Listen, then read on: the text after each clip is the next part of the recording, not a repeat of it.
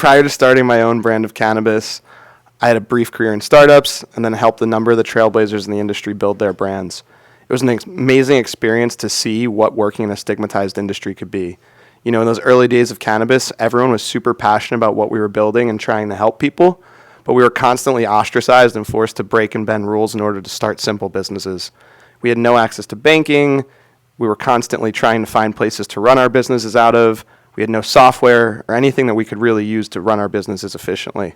We were forced to constantly pivot and adapt to really just be able to run normal businesses. Before I go too far into the history of my experience in cannabis and building my brand, I really want to speak about something else I love, which is snowboarding. When people think about snowboarding, they think about a sport that we all take for granted, that's in the Olympics and that kids all around the country and the world do. But when Jake Burton started Burton in the late 70s, early 80s, he had to design the initial snowboards, and people looked at them as toys. No one was really taking them seriously, and the sort of stodgy older ski crowd didn't want something new on their mountains. They thought that these punks were going to come ruin the whole experience. Jake had to really be a PR advocate for snowboarding. He had to go out, he had to convince Stratton Mountain Ski Patrol that these things were safe, and they were the first mountain to let him allow snowboarders in 1983. Throughout that year, him and his wife sort of lobbied in Vermont to create snowboarding in the Northeast. First, those mountains allowed it. Then him and his wife went on the road across the country and then across the world, sort of pushing the adoption of snowboarding. As the demand took off, they bumped into problem after problem because of the stigmas of the sport. No one wanted to manufacture a snowboard. Ski factories thought it was beneath them. Toy factories couldn't produce something of that quality, and Jake had to produce most of them on his own. After spending a year in Austria with his wife, they were finally able to convince a factory to take on their business, and the demand for the sport just boomed. Worldwide, snowboarding took off, and in the late 80s, they had a new issue to deal with. The skiers that didn't want them on the mountain were trying to brand snowboarders as weed-smoking punks. They were drunk, they were reckless, they were causing problems, skiers didn't want them. Jake had to fight this stigma and actually saw his credit line get pulled in the early 90s for the business. He had to find alternative financiers, and he ended up basically lobbying and funding snowboarding being in the Olympics.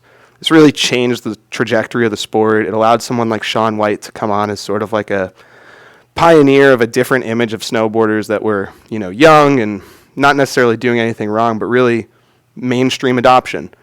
And pivoting back to cannabis, that's what changed this whole industry. When I first got into cannabis in 2014, the stigma from family and friends was, why would you do this? Everyone was thinking about drug dealers from movies and bales of pot from the 70s.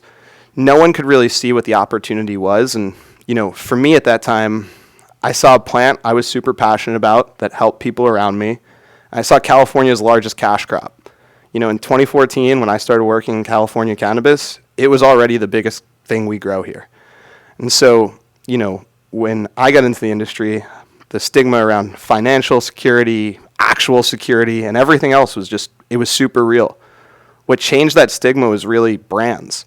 Over the next 4 years, from 2014 to 2018, we saw the inside of a dispensary change from looking like a drug dealer's house with jars and jars of weed and scales and people weighing out your products to looking like a grocery store or anything CPG. You go into a dispensary today, like a MedMen, you see a wall of gummies, you see a wall of branded products, and for a consumer that's not necessarily an experienced user, it's a lot more comfortable walking in there.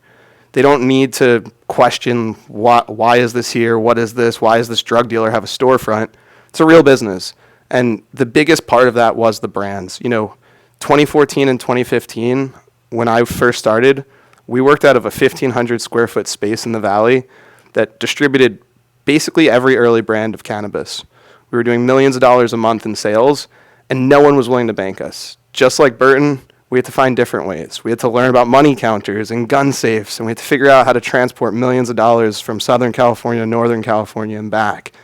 It was crazy, and we shouldn't have had to, but no one understood what this thing was going to be. As we started advocating and showing the medical benefits back in 2014 and 15, people started to come around and adopt it. People understood that this helped people. We went out and did education sessions at nursing homes and senior citizen facilities to really help people understand that, this wasn't some scary drug and we weren't drug dealers. Just like anyone else, we were trying to build a normal business and, show people the benefits of our products. Looking forward to today, cannabis is widely accepted. Pro athletes talk about using it. Celebrities talk about using it. It's in every realm of media and culture. You know, my brand old pal was on the Kardashians the other night with just them walking into a dispensary and picking it up.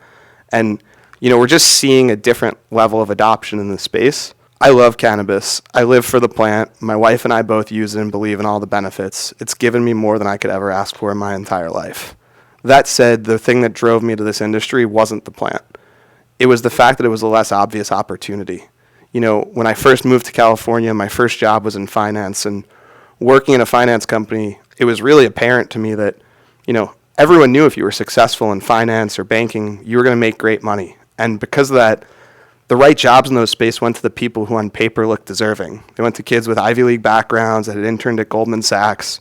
And for me, I had a 4-year degree, but I didn't check those boxes, and I was probably capped in that space. I wanted to go to something a little less obvious where, you know, people were a little bit afraid. And in 2014 in cannabis, having a 4-year degree, you stood out. It wasn't a normal industry. It was still kind of weird to make that jump. But for me and the people passionate about the plant, the opportunity was just so obvious. As a fellow trailblazer, there's one thing I hope the visionaries take away from this, and that's the confidence to do what you want. You know, stigmas around the things that you're passionate about will always be there, but things change, the world accepts, and what's weird today is normal tomorrow. So don't let anything hold you back.